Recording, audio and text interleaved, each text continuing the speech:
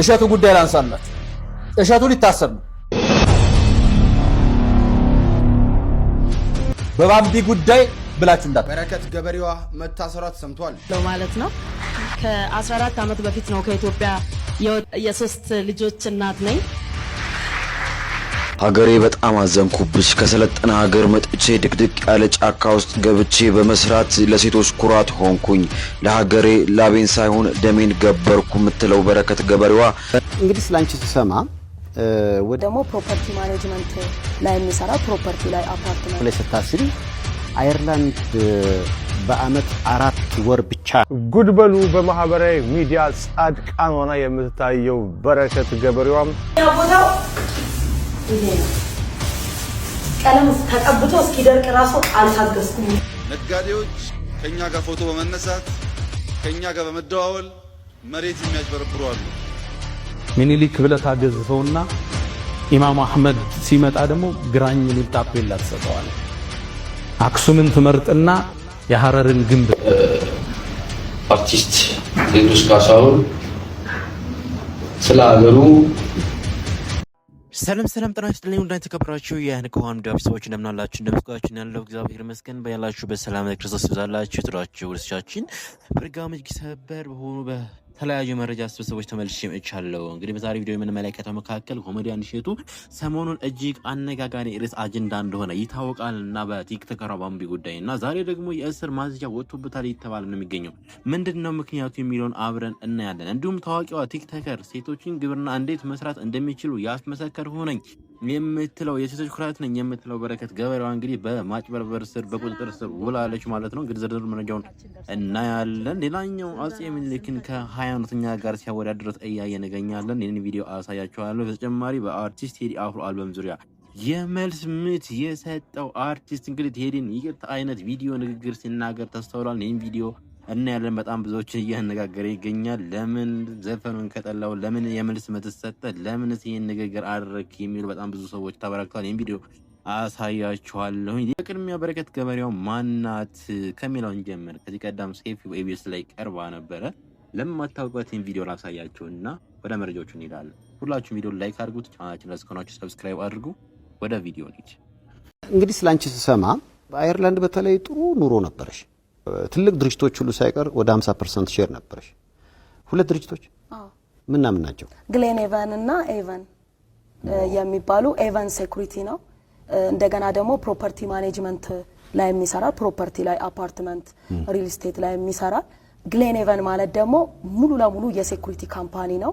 በመላው አፍሪካ ውስጥ ይሰራል፣ በመላው ዓለም ይሰራል። ግን ማለት ነው ከግለሰቦች ጋር አይሰራም። የመንግስት ተቋማትን ብቻ ያማክራል ማለት ነው። እንደ መንግስት የተቋቋሙ ባንዲራ ያላቸው ሀገሮችን ለምሳሌ ተቃዋሚ ፓርቲዎችን እነዚህ አማጽያንን አማክርም። የመንግስት ተቋማትን ብቻ ያማክራል። ስለዚህ የሞላ ጥሩ ኑሮ ትኖሪ ነበር። በኋላ ላይ ቁጭ ብለሽ ስታስቢ አየርላንድ በአመት 4 ወር ብቻ ነው ለማረስም ለማጨድም እድሜ ያላት ጊዜ ያላት። ኢትዮጵያ ደግሞ ሰርሲመንስ ኦፍ ሰንሻይን ተብሎ ስንራብ ስታይ ነው ወደ ሀገርሽ በግብርና ሙያ ተሰማርቼ ለውጥ ማምጣት አለብኝ ብለሽ የመጣሽው? በፊቱም ፍቅሩ ስለነበረኝ አንድ ቀን ሁሌ ፋሽን ሲቲ ሄዳለሁ ልብስ ለመግዛት። የተለያየ ልብሶችን ጫማ ምናምን ገዛለሁኝ ማለት ነው። እና አንድ ቀን ፋሽን ሲቲ ገብቼ ጆናታን ባለቤቴ ማለት ነው በር ላይ አድርሶኝ አያጠብቀኝም። ያው ስለ ካሳውልቅ ምናምን ስለሙር እንደ ማንኛውም ባል ጥሎኝ ነው የሚሄደው። ስጨርስ ናና ውሰደኝ ነው ምለው። ከዛ እየለካውኝ እያለ የፓኪስታኖች ሱቅ ነው ፋሽን ሲቲው ማለት ነው። ትልቅ ነው፣ ብዙ አውትሌቶች አሉ እዛ። እና የገባውበት ሱቅ የፓኪስታኖች ነው። እንግዲህ ከ20 ዓመት ከ30 ዓመት በላይ አየርላንድ የኖሩ ስለነበረ እያወሩ ልብስ እየለካው ምናምን። ግን እናንተ ሀገር ወፍራም ሰው አለ እንዴ ብለው ጠየቁኝ። ከዛም በኋላ ምን ማለት ነው አልኳቸው።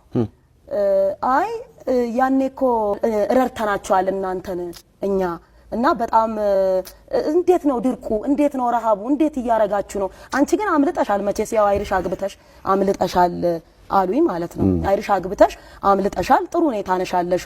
ግን ያንቺ ህዝቦች ቤተሰቦችሽ እንደው ምን ይበላሉ? እና ያኔኮ ከቦብ ጊልዶፍም ለኢትዮጵያ ዘፍኖላት ነበረ እና ረድተናቸዋል አለኝ።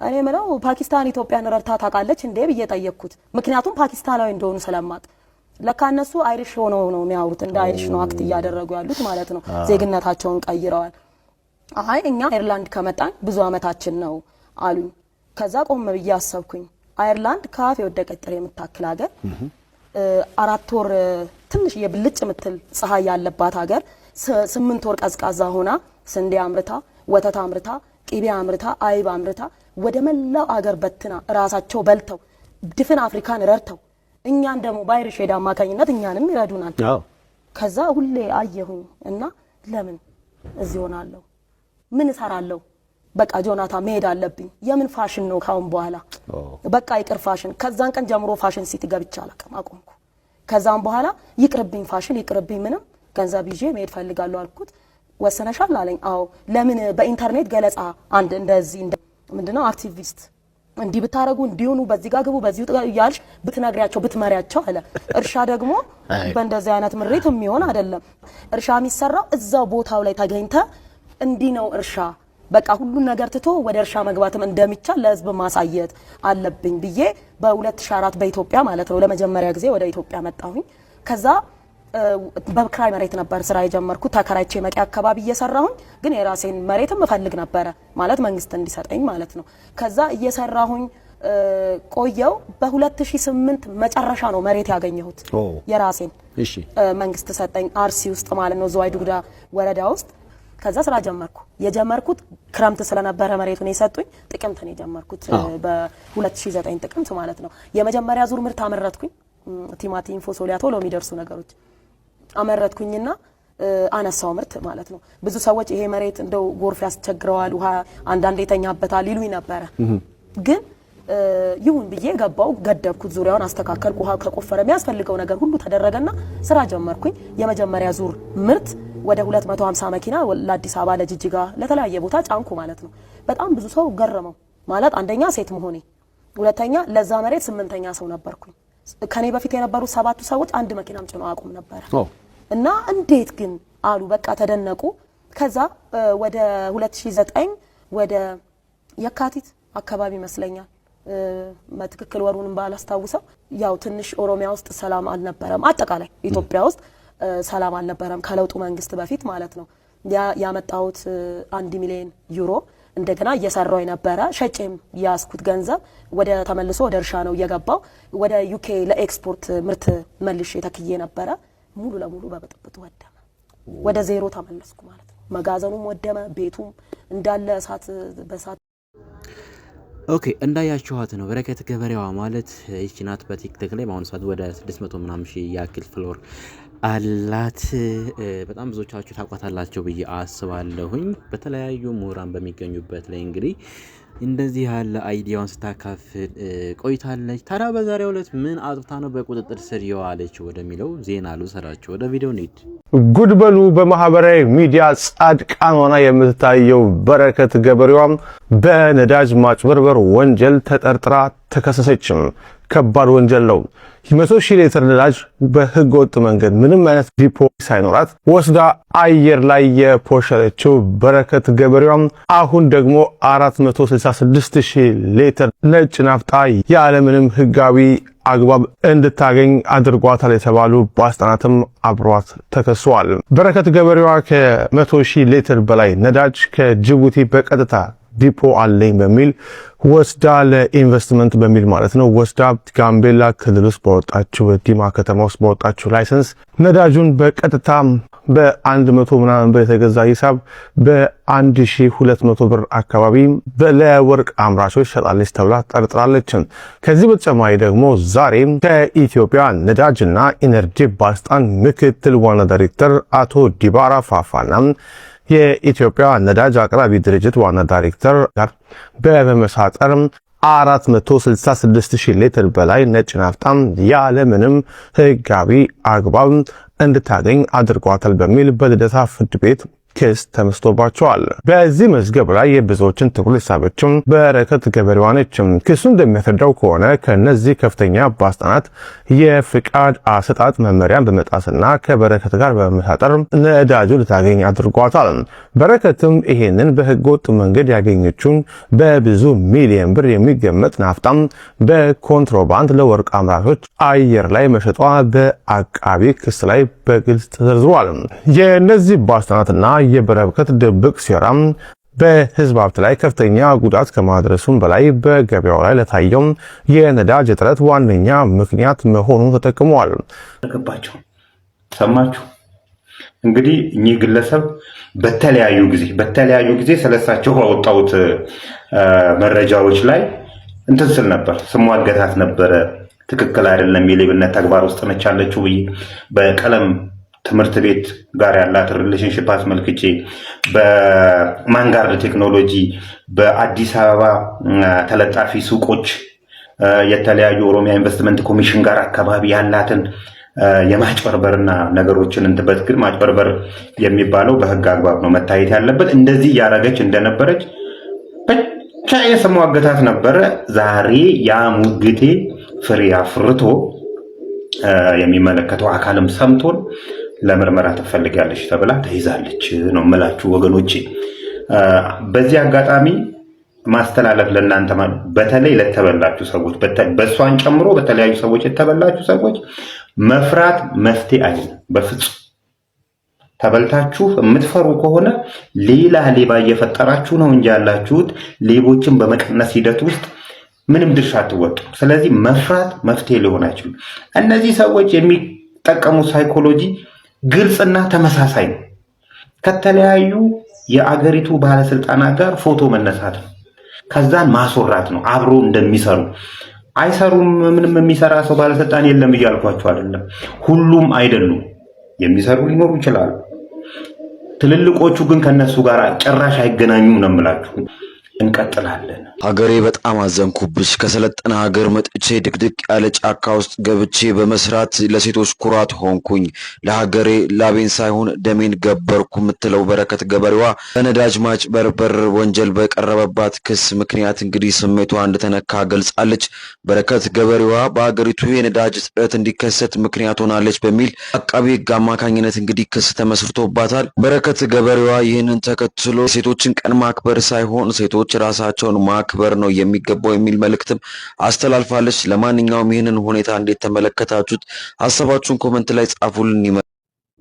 እንደሰማችሁት ነው በበረከት ገበሬዋ ዙሪያ እየወጡ ያሉ መረጃዎች እነኝህን ይመስላሉ። ከዚህ ቀደም ጠቅላይ ሚኒስትር አብይ አህመድ ይህን ንግግር ተናግረው ነበረ። እስኪ ያላሳያችሁን አልመለስ። ነጋዴዎች ከኛ ጋር ፎቶ በመነሳት ከኛ ጋር በመደዋወል መሬት የሚያጭበረብሩ አሉ። እኛ ጋር መዋል መሬት ማጭበርበሪያ መንገድ መሆን የለበትም። ይህን የምታደርጉ ባለሀብቶች ምንም የምንወዳችሁ እንኳ ብንሆን እናንተን ከመቅጣት ወደ ኋላ እንደማንል ማወቅ ይኖርባችኋል። ኦኬ፣ እንደሰማችሁት ነው። አሁን የምንመለከተው አፄ ሚኒሊክን ከአንድ ጨፍጫፊ ሃይማኖተኛ ጋር ሲያወዳድረው ኡስታዝ አየውና በጣም አዘንኩ። እውነት ለመናገርላችኋለሁ። እስኪ ወንድማችን አሪፍ ምላሽ ሰጥቶበታል። ይህን ቪዲዮ አይተን ሁላችሁም የተሰማችሁ ስሜት ኮመንት ላይ የምታስቀምጡ ይሆናል። ከዛ ወደ እሸቱ ጉዳይና እንዲሁም ወደ አርቲስቱ ጉዳይ እንሄዳለን። ሚኒሊክ ብለህ ታገዝፈውና ኢማም አህመድ ሲመጣ ደግሞ ግራኝ የሚል ታፔላ ትሰጠዋል። አክሱምን ትመርጥና የሐረርን ግንብ ትረሳለህ። ላሊበላን ታነሳና ሶፍ ዑመር ዋሻን ትዘነጋለህ። እንግዲህ ይህ ሰው እየተናገረ ያለው ነገር ምንድነው? ሚኒሊክና ግራኝ አህመድን ማነጻጸር፣ ላሊበላና ሶፍ ዑመርን ማነጻጸርን እስቲ እንያቸው። ሚኒሊክ ለጥቁር ህዝቦች ሁሉ የነጻነት አባት የሆነ ሰው ነው።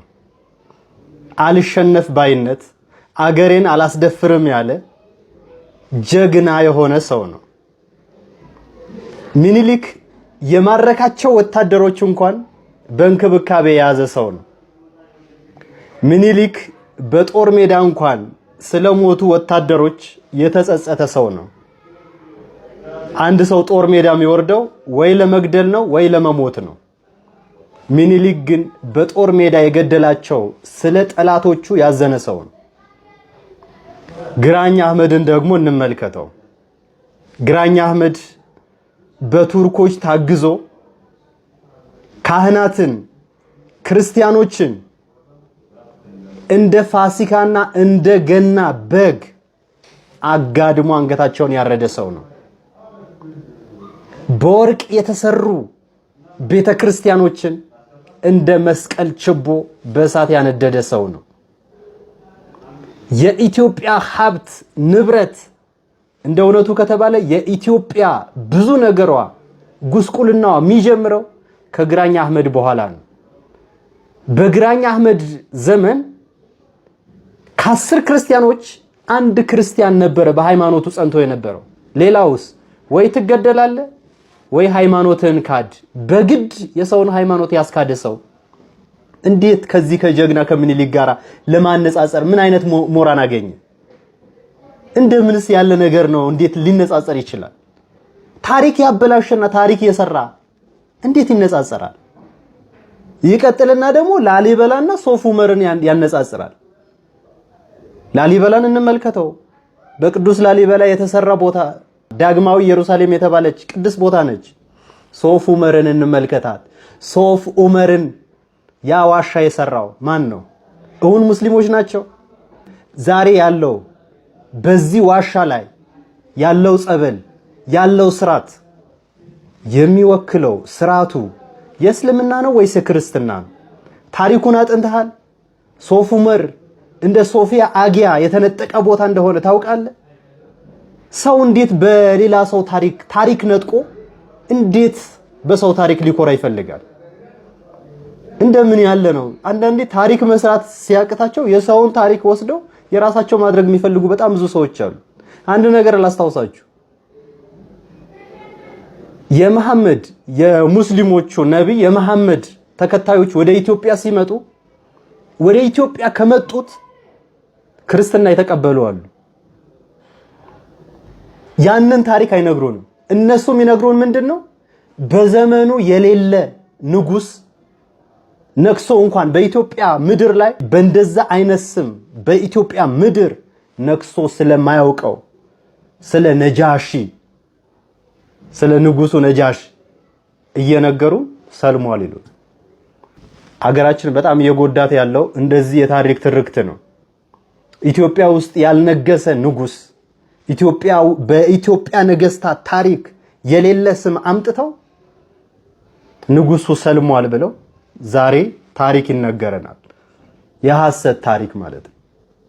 ትውልዱ ይህን አምኖ መታሰቢያ መስጊድ ሰርቶላቸዋል፣ መጽሐፍ ጽፎላቸዋል። ሰው እንዴት የሐሰት ታሪክ ፈጥሮ በትውልዱ ላይ እንክርዳድ ይዘራል? ይቆየን። አካውንቴ ትንሽ ስለተመታ ደጋግማችሁ ኮፒ ሊንክ አድርጉልኝ። ሰላም እግዚአብሔር ከሁላችንም ጋር ይሁን። ወንድማችን እግዚአብሔር ያክብርልን። ሰው ማውራት ስለቻለ ብቻ የሚያወራ ከሆነ በእውነት በጣም እጅግ ከባድ ነው። ሰው በእውቀት ነው ማውራት ያለበት፣ በእውቀት ነው መጓዝ ያለበት ነው ብዬ የማስበው። ለዚህ ያሉ ታሪካዊ ነገሮች ላይ ማን ነው በጣም እጅግ የሚያሳዝን ነገር ነው። እንግዲህ ሲያወራ እንደሰማችሁት የነበረውና የሚገርም ምላሽ ነው ወንድማችን የሰጠው። እግዚአብሔር ያክብርልን። ወደ እሸቱ መለሰ እንሂድ። እሸቱ መለሰ ምን አጥፍቶ ነው ሊታሰር ነው እየተባለ ነው? መረጃው ላስደምጣችሁ። እሸቱ ጉዳይ ላንሳላችሁ። እሸቱ ሊታሰር ነው። በባምቢ ጉዳይ ብላችሁ እንዳታስብ። ባምቢ ከሰሰችው ብላችሁም እንዳታስብ። የባምቢ ደጋፊዎች ከሰሱትን ብላችሁ እንዳታስብ። እሸቱን ሊከስ ያለው የኢትዮጵያ አርቲፊሻል ኢንተለጀንስ ነው። ኢንስቲትዩቱ ህጋዊ እውቅና ካላቸው ተቋማት ውጪ ማንኛውም ግለሰብም ሆነ ድርጅት በሰው ሰራሽ አስተውሎት ኤአይ ዙሪያ ስልጠና መስጠት በጥብቅ የተከለከለ መሆኑን አስታወቀ። የኢንስቲትዩቱ ኮሚኒኬሽን ጉዳዮች ዳይሬክተር አቶ ተስፋዬ ዘውዴ እንደገለጹት እስካሁን ድረስ ለማንኛውም የግል ተቋምም ሆነ ግለሰብ የማሰልጠን ፈቃድ አልሰጠንም። ይህንን መመሪያ ጥሶ ስልጠና ሲሰጥ የተገኘ አካል በአዋጅ በተደነገገው መሰረት ህጋዊ ቅጣት እንደሚጠብቀው አሳስበዋል። አዋጅ ቁጥሩ 510/2014 በተሰጠው ስልጣን መሰረት በዘርፉ የማህበረሰቡን የማስተማርና ምቹ ምህዳር የመፍጠር ተልዕኮ ኢንስቲትዩቱ ብቻ ነው። ይሁን እንጂ ከሚቀጥለው ዓመት ጀምሮ ስልጠናው በዩኒቨርሲቲ ደረጃ መስጠት እንደሚጀምር ዳይሬክተሩ ፍንጭ ሰጥተዋል። ተቋማዊ ፈቃድ ሳይኖራቸው የሀገሪቱን የኤአይ ፖሊሲና ስትራቴጂ ሳይረዱ የሚደረጉ የማሰልጠን ሙከራዎችን ከእውቅና ውጭ መሆናቸውን ገልጸዋል። ህብረተሰቡ ራሱን አደናጋሪ ግለሰቦችን እንዲጠብቅና ለአላስፈላጊ ወጪዎች እንዳይዳረግ ጥሪ የቀረበ ሲሆን ማንኛውም ዜጋ ከዘርፉ ጋር የተያዙ ጉዳዮችን ማከናወን የሚችለው ከኢንስቲትዩቱ ጋር በመቀናጀት ብቻ መሆኑን ተመላክቷል።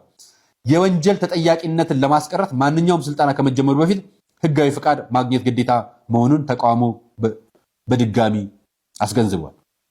የወንጀል ተጠያቂነት አለብህ ብለውታል። ይሄ ማለት ምን ማለት ነው?